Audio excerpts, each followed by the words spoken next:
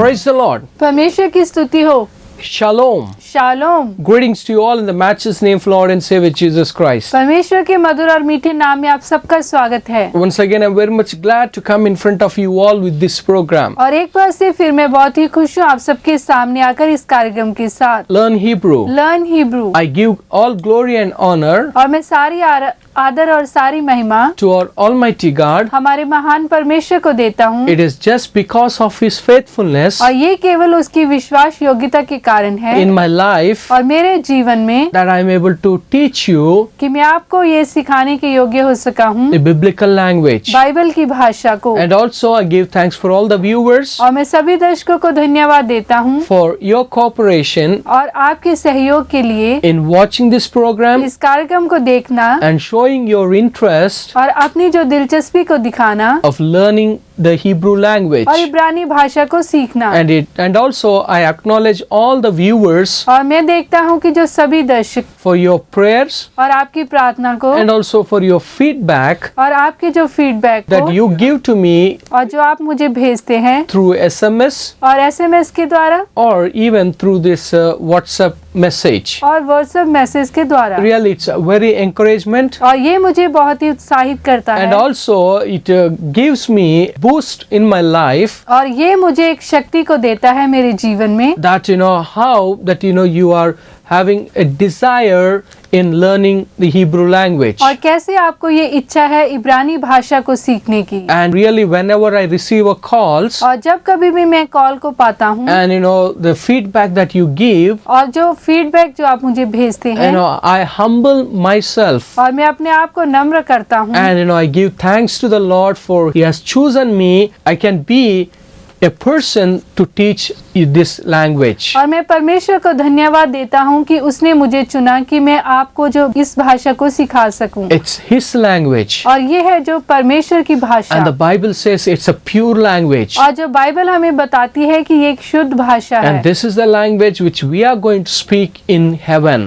और यही वो भाषा है जिसे हम जो स्वर्ग में बात करेंगे। Remember that is what I always says. और याद करें कि मैं हमेशा आपसे कहता हूँ Like when Jesus spoke with Apostle Paul, और जब यीशु मसीह ने पौलुस से बात किया He spoke with him in the Hebrew language. और उसने उससे इब्रानी भाषा में बात किया। And we see when John the Apostle was taken in the spirit to heaven, और जब यूहन्ना जो था वो आत्मा में स्वर्ग में उठाया गया and where we see that you have heard speaking in the Hebrew language. That's what we see in Hebrew. It is mentioned like this. और वहाँ पे हम देखते हैं कि उसने भी इब्रानी भाषा को वहाँ पे सुना। In the book of Revelation that we see often he referred of that words. और हम देखते हैं कि ये जो प्रकाशित व्याख्या की किताब में उसने इन शब्दों को लिखा। Well, we have been learning about the names of the Bible of the Old Testament, और हम यहाँ पे सीख रहे हैं पुराने नियम की किताबों के नाम को, which is about Tanakh. और जो कि है तनाख। We have seen about what the books falls under Torah, और हमने उन किताबों को देखा जो कि तोरा में आती हैं। and then we have seen about what the books that falls in Navim, और हमने उन किताबों को सीखा जो कि नवीन के भाग में आती हैं, which is Navim, और जो कि है नवीम, which is to say prophets, और उसमें है जो नबी। and we have learned about Ve Ketubim, और फिर हमने देखा वे केतुबीम, which is about the writings, और जो कि है लिखे। and by the grace of God, और परमेश्वर के अनुग्रह से in the Ve Ketubim, way केतुबीम we में have learned about the Psalms, और हमने उसमें सीखा जो भजन संहिता को, which is about Tehillim, और जो कि है तहलीम। and we have seen about Proverbs, और फिर हमने सीखा जो नीति वचन को, which is we say about Meshali, और हम उसे कहते हैं मेशली। and then we have seen about book of Job, और फिर हमने देखा अय्यूब की किताब को, which is about Ayub, और जो कि है अय्यूब। and then we have seen about Sir Hasirim, और फिर हमने सीखा सिर हा शरीम, which is about the Song of Solomon और जो कि है श्रेष्ठ गीत, or Song of the Songs, और या फिर जो songs of the song. and then we have seen about the book of Ruth, और फिर हमने सीखा रूत की किताब को, and then the fifth book that we have learned, it is about Ekhat, और जो पांचवी किताब हमने सीखी वो थी एखात, which is about Ekha, और जो कि है एखा, which is the book of Lamentations. और जो कि है विरलाप की। So today let us continue about learning the books that falls under this Ve Ketubim. और आज हम उन्हीं जो बातों को जारी रखेंगे और उन किताबों को देखेंगे जो कि आती है वे केतुबीम की। So are you ready और क्या आप तैयार हैं? to write the names of the Bible books? और जो बाइबल की किताबों के नाम को लिखने के लिए Today we are going to learn about the 7th book which falls into the Ve Ketubim. और आज हम जो 7वीं किताब को देखेंगे जो कि आती है वे केतुबीम के अधीन में।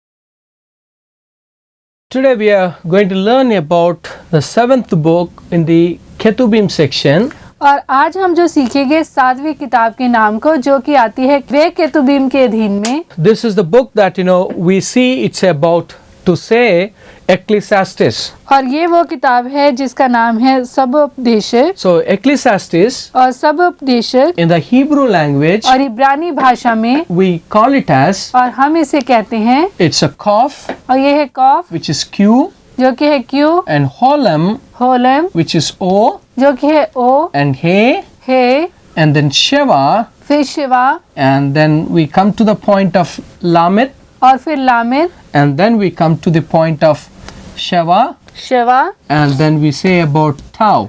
और फिर टाओ, Kohelet. कोहलत, Kohelet कोहलत, basically और वास्तव में the word which is about Quahal.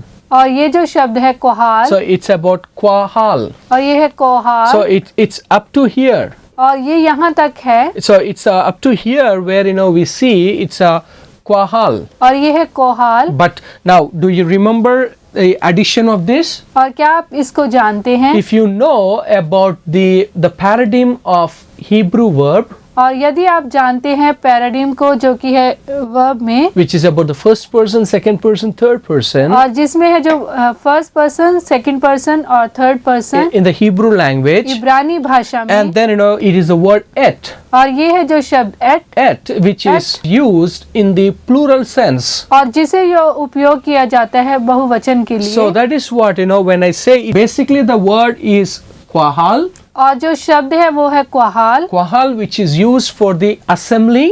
और जो कि जो यूज किया जाता है सभा के लिए, It's about the assembly, और ये है जो उपयोग किया जाता है सभा के लिए। or to say now here it is used as assemblies. और यहाँ पे जो है जो सभाएं, It's about the assembly, so get together. और एक साथ इकट्ठे होना। And so that's what it's the word, it's a Ecclesiastes. और ये जो शब्द है सबोपदेशक, So Ecclesiastes, again when we see it's a Greek word, और ये है जो यूनानी भाषा का शब्द, because the word for church in the Hebrew language, और इब्रानी भाषा में जो कलीसिया के लिए शब्द है, it's the Quahal और वो है Kohal, which we use for the church, which is the assembly. और जो कि उपयोग किया जाता है कलीसिया के लिए जिसका अर्थ है कि सभा। And when we see about the word Ecclesiastes, as I told, it's a Greek term. और जब हम देखते हैं सबोपदेश को, जैसे कि मैंने आपको बताया कि ये यूनानी भाषा का शब्द है, For the church, और जो कलीसिया के लिए, we say it's as a ecclesia. और हम इस तरह कह सकते हैं कि So सबोपदेशक, it's a ecclesia. और ये है एक्लीशिया, Ecclesia. एक्लीशिया, So church और जो कलीसिया in the Hebrew language, इब्रानी भाषा में ecclesia. कलीसिया, So ecclesia, एक्लीशिया, it's to say ek is out of, और एक का अर्थ है कि बाहर, and ecclesia means called. और कलीसिया का अर्थ है कि बुलाया ना। So that is what what is church? और जो कलीसिया क्या है? The church is called out. और कलीसिया का अर्थ है कि बुलाया हुआ, It's a called out from this world system. और जो इस दुनिया के जो उसे इस दुनिया से उसे बाहर बुलाया जाता So है, it is that called out of the world system. और जो संसार की चीजों से उसे बुलाया जाता है, It's called to be separate.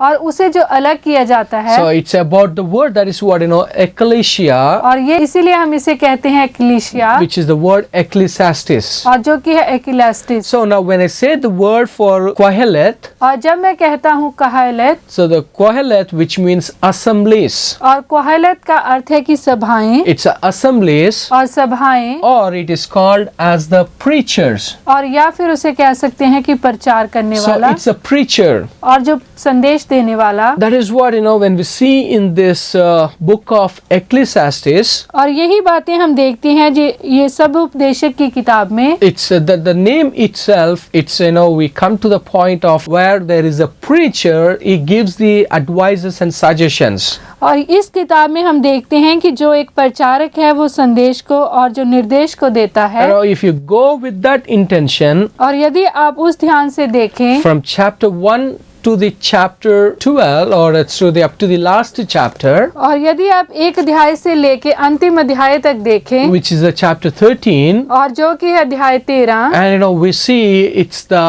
the preacher has given the messages. और जो एक प्रचारक है वो अपने संदेश को देता है, A message is given about time, और जो समय के बारे में, a message given to the vanity, everything that we say, it's a vanity in life. और वो कहता है कि जो भी जीवन में है सब व्यर्थ है, And we see a message for the youth, और जो जवानों के लिए संदेश, and then the final message that is gives the ultimate duty of a person. और वो जो एक व्यक्ति की जो कार्य को, एक ड्यूटी को बताता है। And the book of Ecclesiastes, और जो सबोपदेशक की किताब में, which is having about the 12 chapters, और उसमें जो 12 अध्याय हैं, and in each chapter he has given a message to the people. और जो हर एक जो अध्याय है वो लोगों को एक संदेश देता है। In particularly chapter 3 he have spoken about time. और जो वास्तव में अध्याय 3 में वो समय के बारे में कहता है। And in the chapter 7 he has spoken about life and death. और जो अध्याय 7 में वो जीवन और मृत्यु के बारे में बताता है। And particularly of the chapter 12 in verse 13 and 14, और जो अध्याय 12 के 13 और 14 पद में, he have shown about और वो दिखाता है the importance of the human life and the ultimate duty of the human life. और वो जो मनुष्य के जीवन को और उसकी जो ड्यूटी को बताता है। But overallly the book of Ecclesiastes talks that everything is vain. और सब उपदेशक की किताब में वो दिखाता है कि जो सब कुछ है वो व्यर्थ है, It's everything is vanity.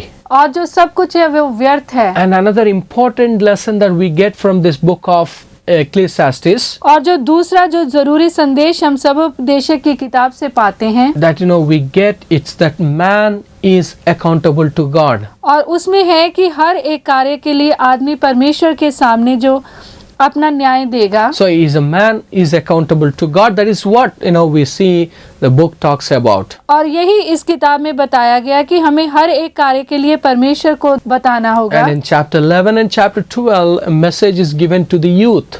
और 11 और जो 12 अध्याय में जवानों के लिए संदेश है। So that is what when I say this Kohelet, और जब मैं कहता हूँ कोहालेत, which means it's assemblies, और जिसका अर्थ है कि सभा, or in the assembly that there will be a preacher, और जो सभा जहाँ पे एक प्रचारक है, and the preacher has given address or message to the people who have gathered over there. और वो वहाँ पे लोगों को एक सलाह या संदेश देता है जो लोग वहाँ पे इकट्ठे हैं। Okay, now let us learn about the 8th book. और जो 8वीं किताब को देखते हैं,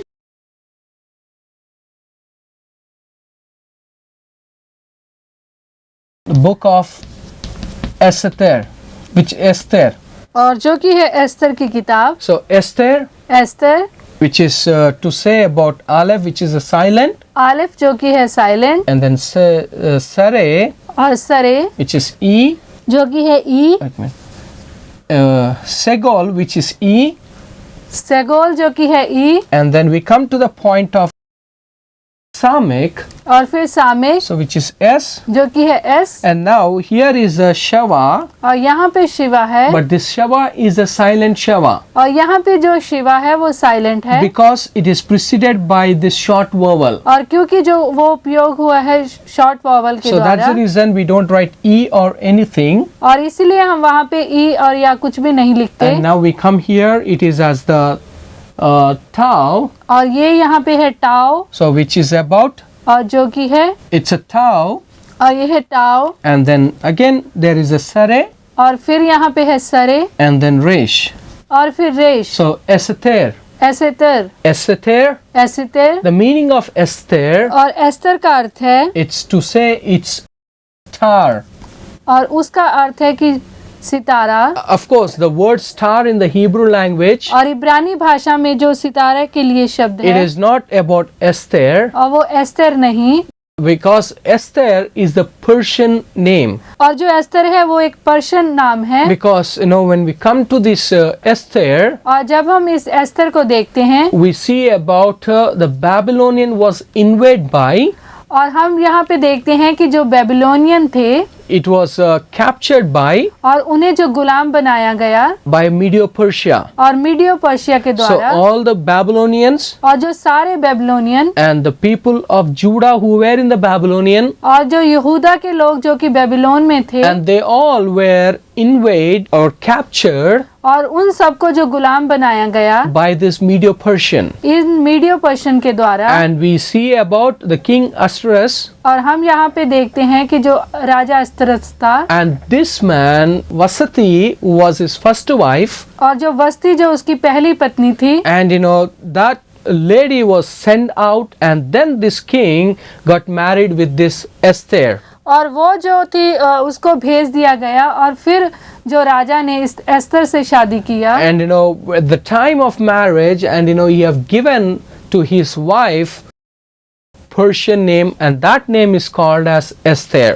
और शादी के समय में उसे एक पर्शियन नाम दिया जो था Esther. And now it's basically a word star. Esther is the star. और जो एस्तर का अर्थ है वो है एक सितारा। But we see the specialty in the book of Esther. और हम देखते हैं कि इस किताब की जो महत्ता को, Like when I say the word God और जैसे कि मैं कहता हूँ कि शब्द गॉड in the Bible, और बाइबल में it is used और उपयोग किया गया है more than 3,000 times, और जो 3000 से भी ज्यादा समय, which is to say as Elohim और जैसे कि Elohim in the Hebrew term, और इब्रानी भाषा में, and Theos, और theos, which is in the Greek form. और जो कि है यूनानी भाषा So, में, Elohim Elohim in the Hebrew, इब्रानी भाषा में, which is for God, और जो कि है परमेश्वर के लिए, Theos, theos, which is in Greek, और जो कि है यूनानी भाषा में, which is for God. और जो कि है परमेश्वर के लिए। It is used more than 3,000 times the word God in the Bible. और बाइबल में जो 3000 से भी ज्यादा समय परमेश्वर के नाम का उपयोग है। But in the book of Esther, और हम देखते हैं कि एस्तर की किताब में, we don't find the name God. और हम उसमें जो परमेश्वर के नाम को नहीं पाते। Nowhere, we see the name God has been used in the book of Esther. और हम कहीं पे भी जो एस्तर की किताब में परमेश्वर के नाम को नहीं But देखते, we see लेकिन हम देखते हैं that God, who is the behind of the curtain, और जो परमेश्वर जो पर्दे के पीछे है, and he have acted effectively in the life of the people of Judah. और उसने जो यहूदा के लोगों के जीवन में एक प्रभावशाली कार्य को किया, That God sent Esther, और परमेश्वर ने एस्तर को भेजा, and God kept Mordecai. और परमेश्वर ने मोर्देकाई को Because we चुना। all know that what was the plan of Aman against the people of Judah. और हम जानते हैं कि जो हामान की क्या योजना थी यहूदा के लोगों के लिए, And how Esther prayed, और कैसे जो एस्तर ने प्रार्थना किया, and how God delivered from the verdict what king has given. और कैसे परमेश्वर ने वहाँ पे लोगों को छुड़ाया। So Esther, Esther, which is the Esether, और जो कि है एसेतर, which is to say star, the people of Israel or the people of Judah, they were there in the Medo-Persian captivity. और हम देखते हैं कि जो एस्तर का अर्थ है एक सितारा, और देखते हैं कि यहूदा और इज़राइल के लोग जो वहाँ पे गुलाम थे। Let's learn about the 9th book name. और जो 9वीं किताब के नाम को देखते हैं,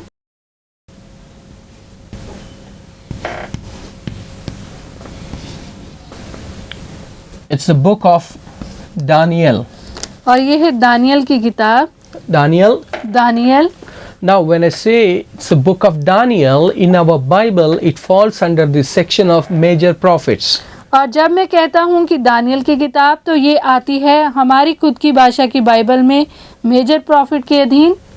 But here it has fallen under the section of historical book. लेकिन यहाँ पे ये आती है ऐतिहासिक किताबों के भाग में। Remember in the Ketubim, और याद करें कि केतुबीम wisdom literatures, और जो बुद्धि साहित्य and there are megalots, और मेगलोत, which is about to say scrolls, और जिसका अर्थ है कि scroll, and then we see about the historical books. और उसके बाद में हम देखते हैं ऐतिहासिक किताबें। Now when I say from the Esther on, और एस्तर से we see about the history और हम जो इतिहास को देखते हैं, history of the people of Judah. और यहूदा के लोगों को इतिहास को। So it's about now we see it's a book of Daniel. और जब हम देखते हैं दानियल की किताब को, So what is the meaning of Daniel? और दानियल का जो क्या अर्थ है, Which it's like it's a Dan. और ये है डान, Dan means judge, और डान का अर्थ है कि न्याय, and El means God. और एल का अर्थ है कि परमेश्वर। So Daniel means God is my judge. और इसका अर्थ है कि परमेश्वर मेरा न्याय करता So it's a है, God is my judge. और परमेश्वर मेरा न्याय करने वाला है। Now Daniel, Daniel, so how it is? और कैसे है ये? It's a Dalet और ये है डालेत, and Kamix, comics, Nun, Noon, and it's a Shava, which is a silent, और शिवा यहाँ पे साइलेंट है, and then Yod, योद, and then we come here about Hirek, और यहाँ पे हिरेक, Aleph, आलेफ, and then Sare, and then Lamed. और सरे फिर Lamed. So Daniel, Daniel, which is about God is my judge, और जिसका अर्थ है कि परमेश्वर मेरा न्याय करता है, is the person who have given much importance is about prayer. और ये व्यक्ति जो कि प्रार्थना को बहुत महत्व देता है। And this is one of the important book that we see where the Babylonian captivity, इस किताब में हम देखते हैं कि बेबीलोन की जो दास्तवता, and after Babylonian captivity we see about the Persian captivity. और उसके बाद में हम देखते हैं पर्शियन की जो गुलामी को, Babylonian, Babylonian, and then we come to the Persian captivity. और फिर हम देखते हैं पर्शियन की जो गुलामी And को। also the book of Daniel is one of the important book where we have about two perspectives. और जो दानियल की किताब में हम जो दो भागों को देखते हैं, There is a historical event और वहाँ पे जो ऐतिहासिक है, and there is a eschatological event. और वहाँ पे जो हम भविष्य की जो घटनाओं को देखते हैं। So that's what eschatology, it's a Greek word which is about eschatos, end times. और ये जो एक यूनानी भाषा का शब्द है जो कि आने वाला समय So it's end times. और अंत को। That's the reason it is very important to read together the book of Daniel and the book of Revelation. और इसीलिए बहुत ही जरूरी है कि दानियल और जो प्रकाशित वाक्य को एक साथ पढ़ना। When we read this book together, और जब हम इन किताबों को एक साथ पढ़ते हैं, and then we can understand और तब हम समझ पाते हैं the future, the perspective of the future, और जो भविष्य की बातों को, where we can understand about rapture. और हम जान पाते हैं रैप्चर को, We'll be learning about tribulation. और उसमें जो सताव को, We'll be learning about the second advent of Christ, और जो परमेश्वर के दूसरे आगमन को, and we can understand about the millennium, और फिर मिलेनियम को, and we can understand about the war which is going to take place, और वो युद्ध जो जगह लेगा, which is about Gog and Magog, और जो कि है गोग और मगोर, and then the war about Armageddon, और फिर जो अरमगन की जो युद्ध को, and then we'll be seeing about the destruction of this present heaven and the earth. और फिर हम जो उस नाश को देखेंगे जो स्वर्ग और पृथ्वी का, And then the new creation and the white throne judgment and so on. It's the futuristic perspective can be seen in the book of Daniel and in the book of Revelation. और जब हम Daniel की और प्रकाशित व्याख्या को एक साथ पढ़ते हैं तभी हम जो भविष्य में होने वाली बातों को समझ पाते That is हैं। what we see as a historical events, और हम इसमें देखते हैं जो ऐतिहासिक घटनाओं को, and also we see about, और हम देखते हैं, it's like we see about chapter 1 as a history. और जो अध्याय 1 में हम इतिहास को देखते हैं, Chapter 2 we see about a history with the prophetical perspective. और जो अध्याय 2 में हम जो भविष्यवाणी को देखते हैं, and chapter 3 history. और जो अध्याय 3 में हम जो इतिहास को देखते हैं, Chapter 4 we see it's about the futuristic perspective. और जो अध्याय 4 में हम जो भविष्य की बातों को देखते हैं, Chapter 5 we see it's as the history. और जो अध्याय 5 में हम इतिहास को देखते हैं, Chapter 6 we see as the history. और जो अध्याय 6 में हम इतिहास को देखते हैं, But from chapter 7 लेकिन जो अध्याय 7 से then go to the chapter 12 we see about the futuristic perspective. और जो अध्याय 12 तक हम भविष्य की बातों को देखते हैं। The book of Daniel is known as और जो दानियल की किताब को जाना जाता है, a book of revelation in the Old Testament.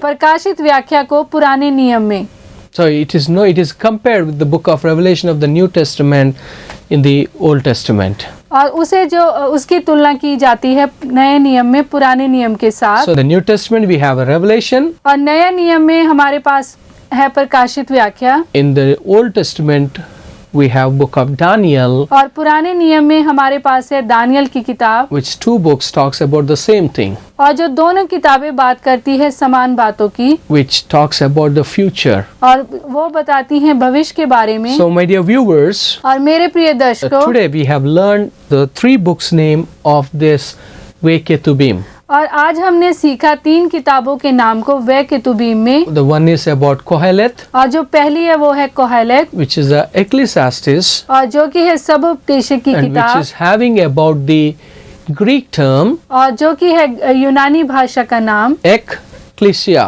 एक्लीसिया, which is used for church और जो उपयोग होता है क्लीसिया के लिए, in the Greek language. और जो यूनानी भाषा में Kohal, Kohal, that is also used for church in the Hebrew term. और वो भी जो उपयोग होता है कलीसिया के लिए। And then we have learned about Esther, और फिर हमने देखा Esther, and then we have seen about Daniel. और फिर हमने देखा दानियल को। So if you have any suggestions and feedbacks, और यदि कोई भी सुझाव, कोई भी फीडबैक आपके पास है, and you can send to us, और आप हमें भेज सकते and हैं, you're free to talk to me और आप मुझसे बातचीत कर सकते to the हैं, number that you see on the screen. और स्क्रीन के ऊपर दिए गए नंबर के द्वारा। May the Lord continuously be with you all and bless you all. और परमेश्वर लगातार आपके साथ हो और आपको आशीष करे। Shalom. शालोम। Tau Tora. तो तोड़ा।